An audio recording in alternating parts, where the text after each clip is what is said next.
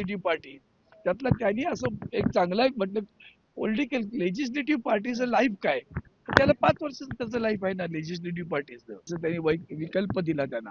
एक तर आम्हाला द्या, त्यापेक्षा ते गोठवलं गेलं पाहिजे.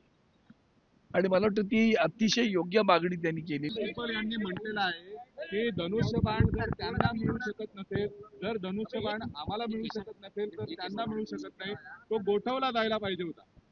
त्यांनी शेवटचं जे वाक्य आहे ते त्यांचं तेच आहे महत्वाचं, की धनुष्यबाण चिन्ह गोठवा असं प्रकारचं तेवढं ऑल्टरनेट आहे का म्हणजे ऑल्टरनेटिव्ह आहे असं त्यांनी विकल्प दिला त्यांना. एक तर आम्हाला द्या, त्यापेक्षा ते गोठवलं गेलं पाहिजे. आणि मला वाटतं ती अतिशय योग्य मागणी त्यांनी केलेली आहे. आता बघूया माननीय सर्वोच्च न्यायालय काय करते त्याबद्दल. नाही, पण गोठवण्याची मागणी तुमच्या वतीनं हो, मग काय झालं त्याच्यात असं आहे, मुळात जेव्हा व्हायला पाहिजे तेव्हा झालं नाहीये. आता हा सगळं झाल्यानंतर मग पर्याय काय तुमच्याकडे, आम्हाला देणार नसाल तर गोठवा.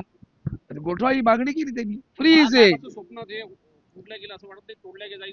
गोठवला गेला, बाळासाहेबांचं चिन्ह होतं. नाही, असं काही नाही, पक्षाचं चिन्ह होतं.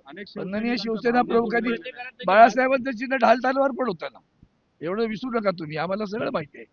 तुमचा जन्मही नसेल तेव्हा झाला, तेव्हा ते चिन्ह आमच्याकडे ढालतालवर होतं सुरुवातीला. आम्ही ती सगळी मशाल पण होतं आमच्याकडे पहिलं, हेही तुम्हाला सांगतो. जुनं गाणं आहे साहेबांच्या वेळचं मशालीचं. तर ढालताल होतं, मशाल होती, मधल्या काळात धनुष्यबाण होता. आता हा धनुष्यबाण आम्हाला मिळावा अशीच आमची अपेक्षा आहे.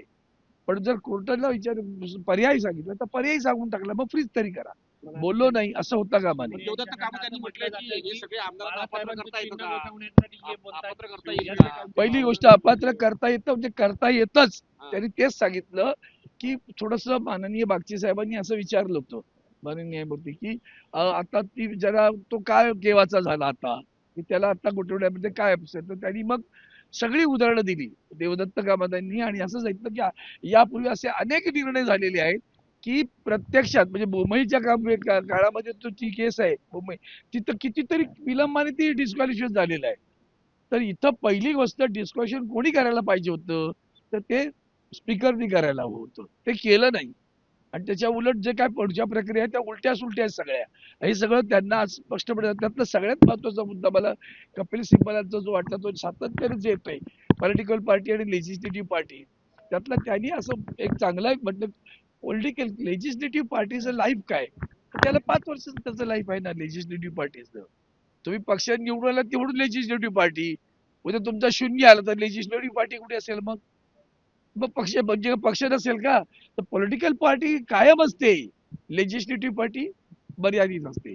हा एक अतिशय चांगला मुद्दा त्यांनी त्या ठिकाणी मांडलेला आहे. पुन्हा पुन्हा उद्या युक्तिवाद होईल आणि अजून किती वेळ युक्तिवाद चालेल साधारणतः? कोर्टाकडनं हा प्रश्न विचारला गेला की आम्ही अपात्र आमदारांना करू शकतो का, अशा आशयाचा प्रश्न सांगितलं की त्यांनी आता की करू शकतो, ज्याला आपण म्हणूया की त्या काळामध्ये ते अपात्र झाले असं त्याला आपण इंटरव्ह्यूला म्हणून समजून घेणं म्हणतो आपण, समजा ते झाले आहे, असा अधिकार न्यायालयाला आहे. हेच माननीय देवदत्त कामत शेवटच्या ज्या अर्ध्या तासामध्ये सातत्याने सांगत होते, यांना डिस्क्वालिफाय करता येतं.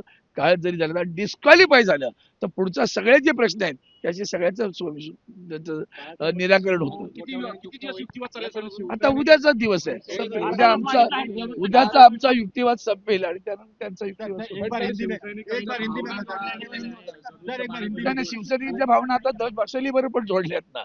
मशाली सोबत आता आम्ही लढलो नाही का, मशाली सोबत लढले नाही. तुम्ही आता हे भावनिक लावून आग लावायचं काम करण्याची गरज नाही. मी सांगितलं ना की शिवसेनेकडे धनुष्यबाण होता, शिवसेनेच्या नाही मला माहिती आहे तुमचा हेतू कळतो. बघा मला काय तो आग लायला त्याचं कारण सांगतो मला मी. हे एकदा प्रश्न विचारून सुटला असतं ना, 10 वेळा विचारतात तेव्हा निश्चितपणे हेतू आहे त्याच्या मागचा. तो हेतू तुमचा होणार नाही साध्य. आम्ही आज मशाल घेऊन उभे आहोत आणि आम्हाला अजूनही धनुष्यबाण हवंय. आम्ही धनुष्यबाण सोडलंय असं कुठेही म्हटलेलं नाही. आम्ही असं म्हटलं की नसाल तर मग निदान त्यांना द्यायचं नाही, असं आमचा तो पर्याय आहे. आज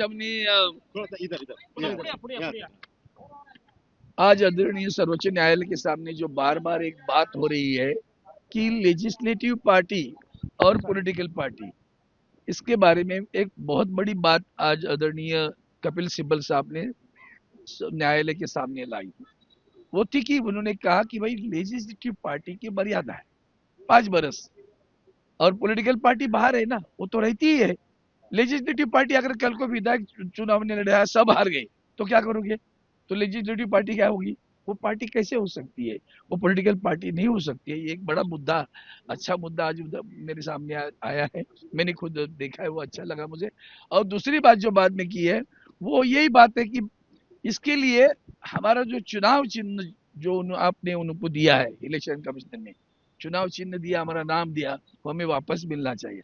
अगर वापस नहीं देख सकते हो, क्योंकि फिर दोबारा बात करने को मिलने वाली नहीं है, ये भी ध्यान में रखना आप, क्योंकि एक बार हमारे हो गया, अभी रिजॉइंडर करने को मिलेगा उसका कोई उम्मीद नहीं रहती।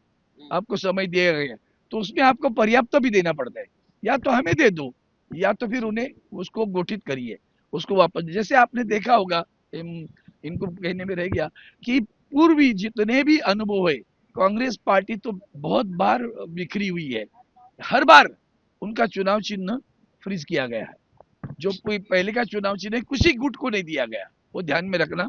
वही बात आज उन्होंने बात तुम्हाला तुला मगाशी सांगताना की महत्वाचं असं आहे की असा प्रकार काय पहिल्यांदा घडतो अशातला भाग नाहीये।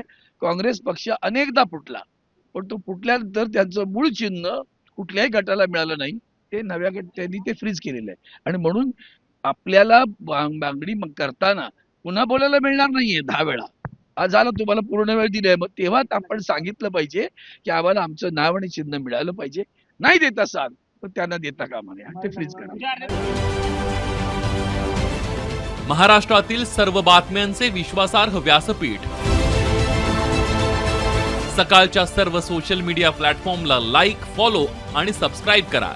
तसंच सर्व नोटिफिकेशनसाठी बेल आयकॉन प्रेस करायला विसरू नका।